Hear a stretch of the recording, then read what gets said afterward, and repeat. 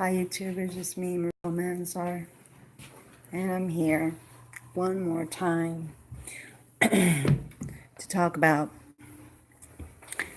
now it's sexual abuse and sexual abuse among women and children. And if you are going through that, um, whether it be a child or your child or yourself, um, it's something that has been going on, and it's very scary to talk about.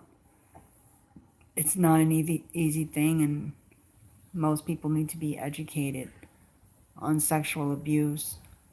And I am not one to talk because,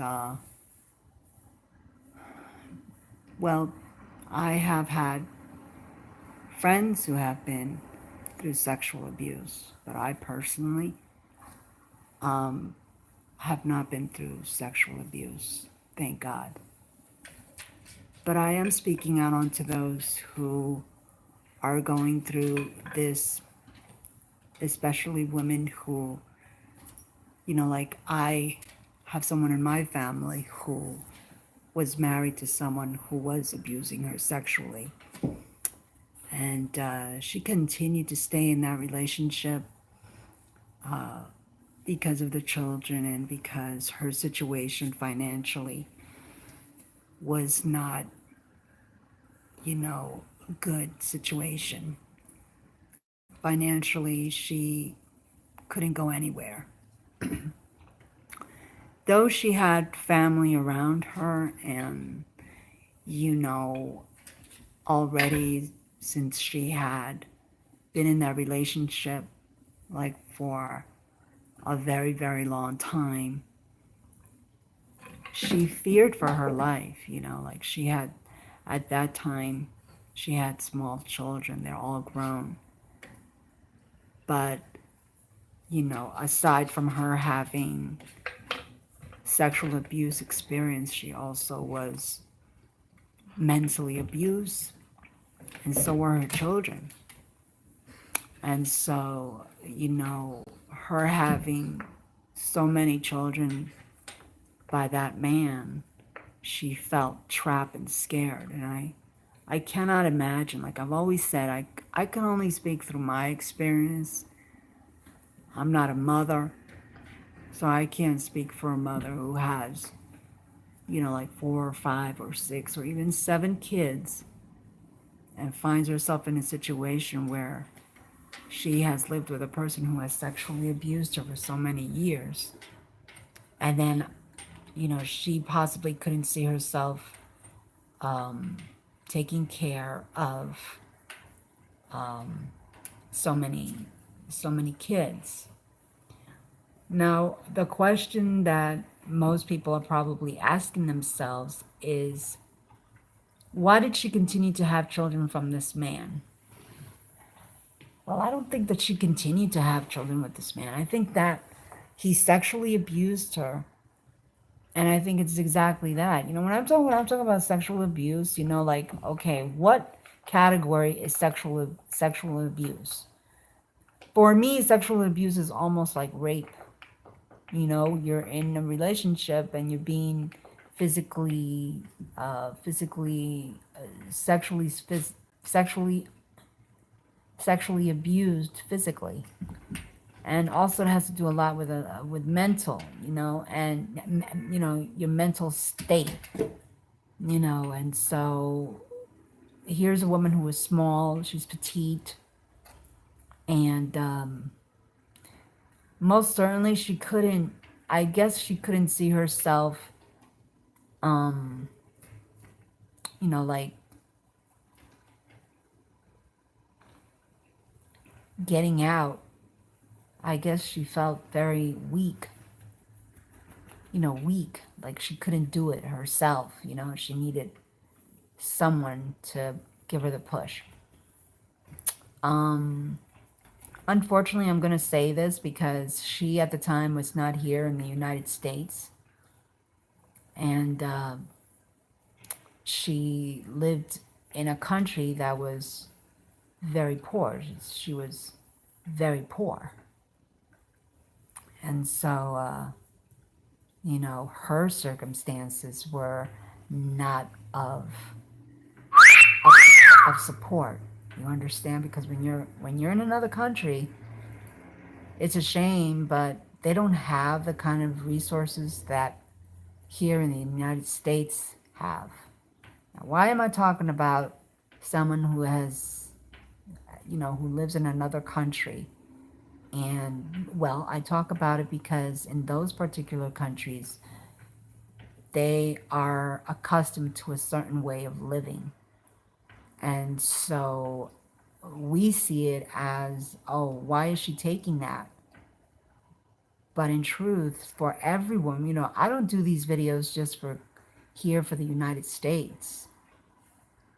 I do it because I'm hoping that someone out there who is living in other countries, and I'm talking about third world countries, you know, where they really don't have any resources and where things are so different, you know, that I can at least uplift that person and say that, you know, is it right to fight back?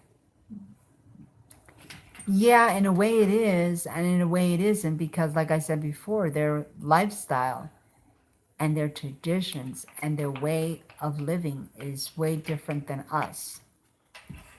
So, we as women here in the United States who have so many resources to go to, we should take a big initiative to that if we are going through sexual abuse, that we shouldn't remain in such situations. Now, when sometimes when we are in relationships that deals with sexual abuse, we also carry, that sexual abuse also carries on to the child. And so, unfortunately, there are, there are sexual abuse against children. Now, it's very different when you are a child and you don't know what's going on and you think that it's like, okay, is this, like the child is confused. Why is this person doing this? Or when a child has to fight on their own to take away or shoo away their predator, it's not really shooing away. Sometimes it's very hard to even go to, the to the police and actually say, I've been sexually abused. It's very traumatic because you have to go through so many tests and you have to go through so many other things that really are unpleasant. And psychiatric or, medical attention is medical, preventive, also educative programs should be in I say employed, but not employed like working, but like it should be something that should be done immediately after that victim has been through such a horrible experience. Like, it's very hard for a child to forget of what happened to them sexually. And it's very hard for them to come forward as victims. It's very hard for them to say to a parent, I've been sexually abused by this person for such a long amount of time. Sometimes kids stay silent, as well as women.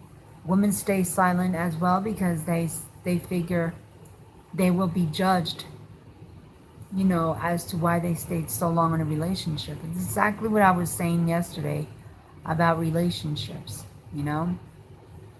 You know, it's hard to come forward. It's hard, to leave, let alone abusive relationships. Sexual relationships are even harder because you are not only mentally being abused, but sexually being abused is even harder. And it's hard to speak about. And we really don't know the symptoms. And it's true. Like when I read upon it, I read upon sexual abuse and the symptoms of that, not like a symptom of sickness, but symptoms of that is that, the victim is very withdrawn, like they seem withdrawn because they don't want to talk about it. They fear and what could possibly happen to them. So, I am, you know, I'm making a like a fundraiser, or like I want others to donate really on this cause, because it's being talked about a lot because it's happening a lot. Now, about the person I'm talking to you about that was poor, she lives here in the United States, okay? She came here. Now she lives a very different life, and she left that man, which is her husband, of course, of so many years. She finally had the courage to, um, leave him and get away.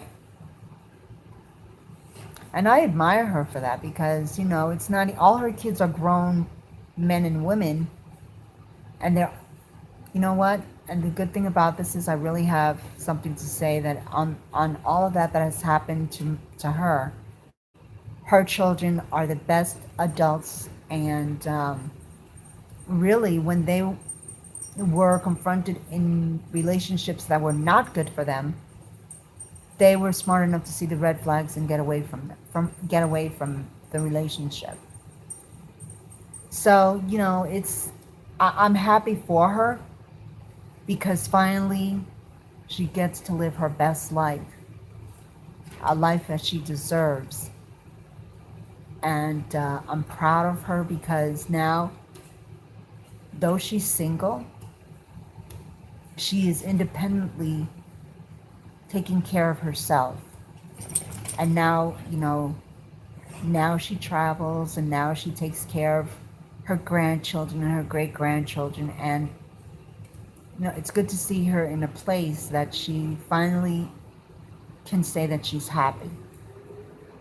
But I really came on here because I really want people to contribute to the cause. I think that we can build more on educating others, on noticing symptoms of people who go through sexual abuse, and that we can develop programs that can prevent sexual abuse from happening to other people, other women, or other women or other children. And that by educating ourselves and knowing these symptoms, it sounds like a sickness, but in actuality, it's a mental thing. So yes, and I say this to make people aware that, when you go through sexual abuse experience, you're also going through mental disorientation, mental traumatization,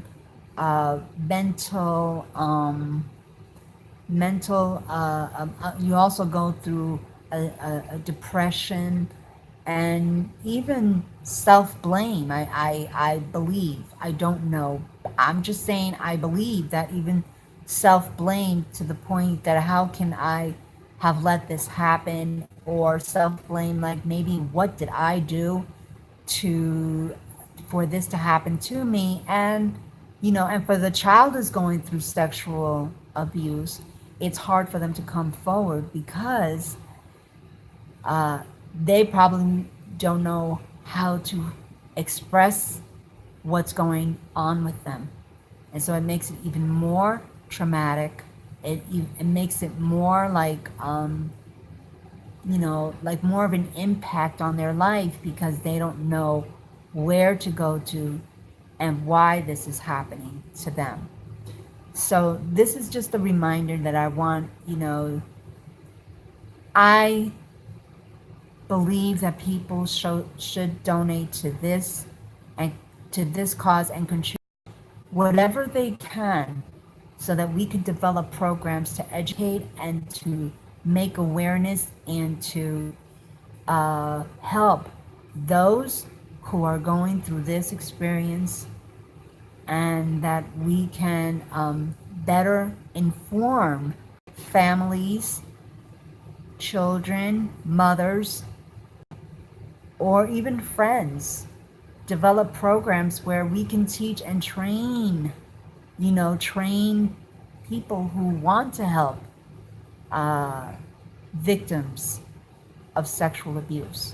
And I think by contributing to whatever amount you contribute and donate, it will be much appreciated.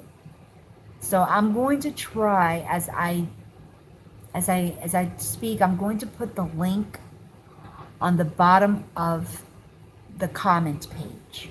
I think that's the way you do it, because that's how I've seen others do it, and so that's what I'm going to do.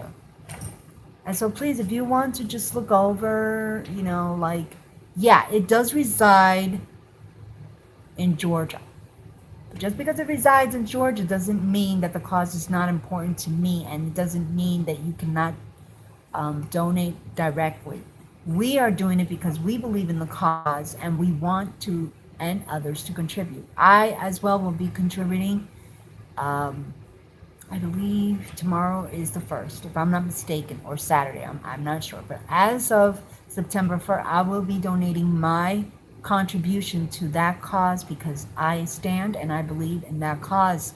And I want not only to educate myself on this cause, but to help and educate and to, to develop programs where we can help victims that are going through this experience.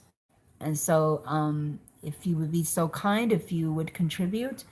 And I thank you so very much for listening in and tuning in. Thank you for your time. And this is Mawepa Social Media. Please follow me on Facebook, Instagram, and on I think it's called LinkedIn. LinkedIn.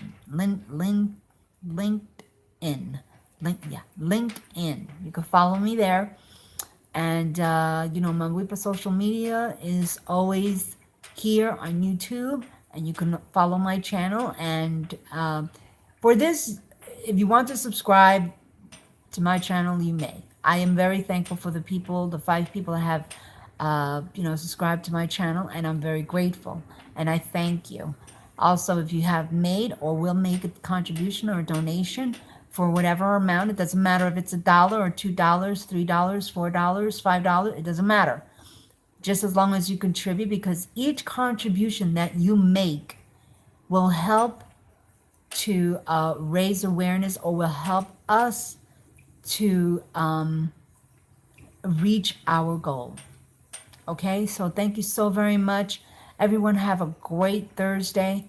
Hopefully the weekend, that Labor Day is coming up. I hope that everyone has a very safe Labor Day. Be safe, God bless, and take care. This is Mawepa Social Media, and we are live streaming. Thank you so very much. Bye.